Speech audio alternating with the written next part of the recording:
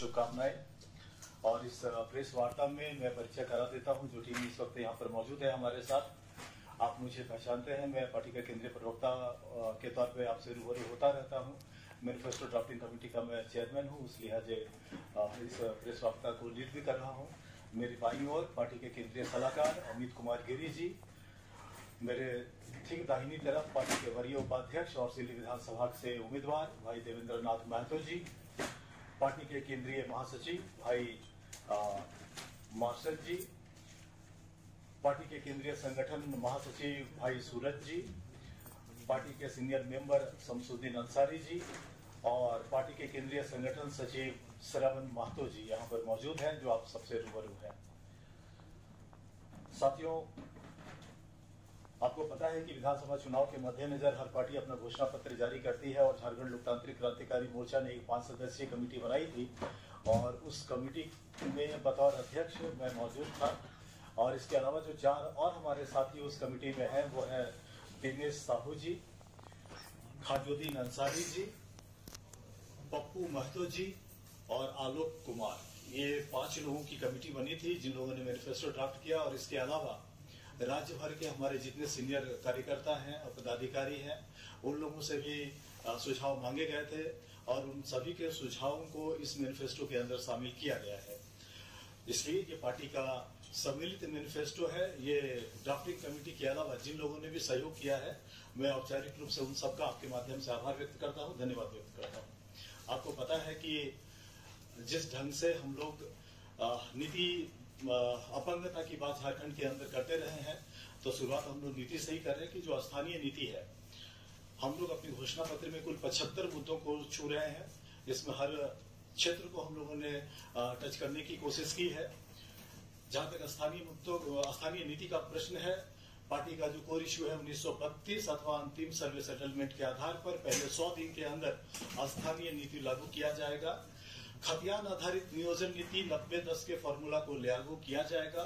मूल रैयतों के हितों को ध्यान में रखते हुए नई विस्थापन नीति बनाई जाएगी। पूर्व में परियोजनाओं के द्वारा अधिग्रहित जमीन जिसका इस्तेमाल अब तक नहीं हो पाया है, उसे नियमानुसार रैयत को वापस किया जाएगा। सीएनटी और एसपीटी कानून को उनके मूल स्वरूप में सख्ती से लागू किया जाएगा। राज्य गठन के तिथि से सरकार द्वारा नियोजित कर्मियों के कागजात में कमी और फर्जी स्थानीयता प्रमाण पत्र के आधार पर हुई नियुक्ति की समीक्षा होगी।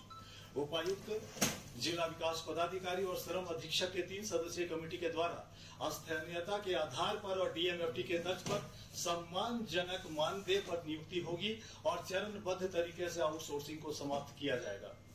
खतियानी स्थानीय संवेदकों को निबंधन व कार्य आवंटन में प्राथमिकता दिया जाएगा। सिंचाई हेतु प्रखंड स्तर पर लघु सिंचाई योजना स्थापित करते हुए खेती तक पानी को पहुंचाने का लक्ष्य निर्धारित किया जाएगा। प्रगतिशील किसानों को प्रोत्साहित करने के लिए विशेष सम्मान योजना की शुरुआत पंचायत स्तर पर की जाएगी। सरकारी एवं प्राइवेट बैंक के सहयोग से महिला समूह, बड़े एनजीओ और स्थानीय उद्यमियों को कर्ज मुहैया कराया जाएगा। भ्रष्टाचार पर नियंत्रण हेतु एंटी करप्शन पॉलिसी के तहत सभी जिला और प्रखंड मुख्यालय में एसीबी की टीम तैनात होगी। राज्य ऊर्जा नीति के तहत ग्रामीण स्तर पर बिजली संरचना को मजबूत करते हुए और सौर ऊर्जा को बढ़ावा देने के लिए काम किया जाएगा। कैलेंडर बनाकर प्रत्येक साल जेपीएससी परीक्षा आयोजित की जाएगी। गरीबों के लिए शिक्षा और कृषि ऋण की व्यवस्था 0% ब्याज दर पर होगी। सेविका, सहायिका, रसोईया, कृषि मित्र, जल सहिया, स्वास्थ्य सहिया और अन्य अनुबंध कर्मियों के लिए मानदेय में वृद्धि होगी। सहायक शिक्षक, पारा टीचर और आंगनबाड़ी सेविका के लिए वेतनमान लागू किया जाएगा।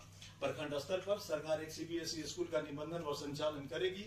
सरकारी व निजी संस्थानों के साथ मिलकर प्रत्येक जिले में एक मेडिकल कॉलेज, तकनीकी कॉलेज, बीएड व नर्सिंग कॉलेज की स्थापना होगी। महिलाओं के लिए केजी टू पीजी की शिक्षा मुफ्त करने की योजना पार्टी की है। शिक्षा परीक्षा में कदाचार को रोकने के लिए जो निरोधक उपाय है उसको बढ़ाते हुए यथासंभव परीक्षाओं को ऑनलाइन आयोजित किया जाएगा। आपको पता है कि राज्य की क्या स्थिति है। पंचायत प्रतिनिधियों के मानदेय में वृद्धि के लिए नियमावली बनाई जाएगी। किसानों, पशुपालकों और मछली पालकों के लिए प्रखंड स्तर पर नियमित प्रशिक्षण की व्यवस्था होगी। मनरेगा को भ्रष्टाचार मुक्त, पारदर्शी और प्रभावी रूप से संचालित किया जाएगा। कल कारखानों में कामगारों के हितों की रक्षा के लिए श्रम कानूनों में उचित संशोधन किया जाएगा। संगठित व असंगठित क्षेत्र में कार्यरत मजदूरों के लिए ट्रेड यूनियन का गठन पार्टी बहुत पहले से करती आ रही है। अब हम लोग इस पे आगे बढ़ेंगे। हमारी पार्टी आदिवासियों के सरना धर्म कोड का समर्थन करते हुए लागू करवाने का प्रयास करेगी। पेशा कानून 2006 को लागू करवाना हमारी प्राथमिकता होगी। आदिवासियों के सरना, मसना, जायर स्थान व हटगड़ी जैसे धार्मिक स्थानों को चिन्हित कर उन्हें संरक्षित किया जाएगा। झारखंड में समता जजमेंट को लागू करना पार्टी की प्राथमिकता है। आईटी सेक्टर को बढ़ावा देने के लिए राज्य के चुनिंदा जिलों को आईटी हब के रूप में विकसित करते हुए कंपनियों को आधारभूत सुविधा उपलब्ध कराया जाएगा तथा राज्य की युवा प्रतिभा को पलायन से रोका जाएगा। प्रवासी मजदूरों को पलायन से रोकने के लिए राज्य के भीतर सभी संभव क्षेत्रों में रोजगार का सृजन किया जाएगा। प्रवासी मजदूरों के परिवारों के संरक्षण हेतु प्रवासी मजदूर बीमा योजना शुरू की जाएगी। सभी आवास योजना, इंदिरा आवास, पीएम आवास, अगुआ आवास में मुफ्त बिजली का प्रावधान करते हुए सौर ऊर्जा की सुविधा दी जाएगी। वृद्धा पेंशन, विधवा पेंशन और विकलांग पेंशन की राशि जो फिलहाल 1000 है उसको बढ़ाकर 2000 की जाएगी। खेल को बढ़ावा देने के लिए विशेष खेल प्रोत्साहन योजना की शुरुआत होगी। झारखंड लोकतांत्रिक क्रांतिकारी मोर्चा के सभी विधायक अपने वेतन का 75% राशि अपने क्षेत्र के गरीब बच्चों की पढ़ाई व बीमार लोगों के इलाज में खर्च करेंगे। निजी विद्यालय शुल्क नियामक बोर्ड का गठन करते हुए हर 2 साल में शुल्क की समीक्षा की जाएगी। गैर मान्यता प्राप्त निजी विद्यालयों के संचालन हेतु मान्यता की शर्तों को लचीला बनाया जाएगा। प्रत्येक पंचायत में डिजिटल लाइब्रेरी की स्थापना होगी। स्वास्थ्य सेवा को बेहतर बनाने के लिए प्राइवेट अस्पतालों के संदर्भ में क्लिनिकल एस्टेब्लिशमेंट एक्ट की समीक्षा होगी। स्वास्थ्य के दृष्टिकोण से राज्य में संचालित उद्योगों का प्रदूषण मानकों के आधार पर मूल्यांकन किया जाएगा। पर्यटन स्थलों का सौंदर्यीकरण करके पर्यटन व स्थानीय रोजगार को बढ़ावा दिया जाएगा। उद्योग धंधे व व्यापारिक संस्थानों को बेहतर राजनीतिक और कानून व्यवस्था का माहौल उपलब्ध कराना प्राथमिकता होगी। गैर मंजूर जमीन की बंदोबस्ती व मालगुजारी रैयतों के हितों को देखते हुए तय की जाएगी तथा उक्त जमीनों को गैर कानूनी दखल से मुक्त कराया जाएगा। झारखंड में उपलब्ध बड़े जलाशयों में बृहद मछली पालन योजना को संचालित किया जाएगा। डीवीसी, बीसीसीएल और कोल इंडिया का मुख्यालय हस्तांतरित कर बोकारो या धनबाद में लाने का प्रयास किया जाएगा। छात्रों की समस्या को समय पर निपटाने के लिए झारखंड छात्र आयोग का गठन किया जाएगा। परीक्षाओं के पेपर लीक या उससे जुड़ी अनियमितताओं को रोकने के लिए तकनीकी व प्रशासनिक अधिकारियों का टास्क फोर्स बनाया जाएगा। पिछली सरकारों के ढुलमुल रवैये के कारण पिछड़ चुके छात्रों को मौका देने के लिए चुनिंदा परीक्षाओं में उम्र सीमा में छूट दी जाएगी। झारखंड आंदोलनकारियों के पेंशन में बढ़ोतरी होगी। आंदोलनकारियों के आश्रितों को तृतीय व चतुर्थ वर्ग की नियुक्तियों में 5% आरक्षण दी जाएगी। आदिवासियों की परीक्षा के उत्थान के लिए विशेष प्रयास किए जाएंगे। झारखंड न्यायिक सेवा से जुड़े अधिवक्ताओं को सुरक्षा देने के लिए एडवोकेट प्रोटेक्शन एक्ट बनाया जाएगा। राज्य स्तरीय खेल विश्वविद्यालय की स्थापना करते हुए हर परिमंडल में बड़ा स्पोर्ट्स सेंटर स्थापित किया जाएगा। झारखंड के प्रत्येक परिवार के 18 वर्ष से अधिक उम्र के युवक और युवतियों को निजी व अर्ध सरकारी क्षेत्र में उनकी शिक्षा व दक्षता के आधार पर रोजगार की गारंटी होगी। हिंदी सहित झारखंड के क्षेत्रीय भाषाओं में बनने वाले सिनेमा के निर्माता व कलाकारों को विशेष प्रोत्साहन व संरक्षण दिया जाएगा।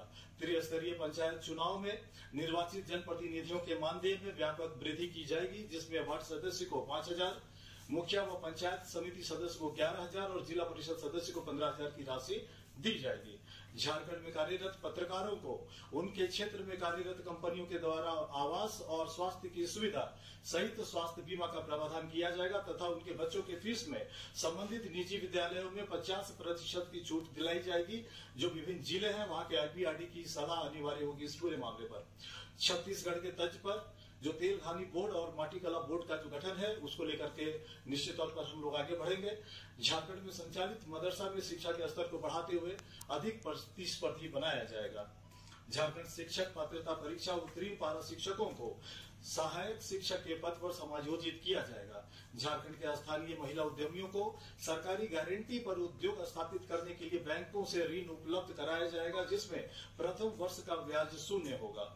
सरकारी नियुक्तियों का परीक्षाफल 2 चरणों में प्रकाशित किया जाएगा। पहले दिन जो 75% या जो तय होगी, जब सरकार बनेगी, जब नीति बनाया जाएगा तो जो रेशियो तय होगा, कभी हम लोग 90-10 की बात करते हैं, कभी 75-25 की बात करते हैं, तो जब पावर में आएंगे जो उस वक्त तय होगा तो उसके अनुसार ये प्रतिशत होगा।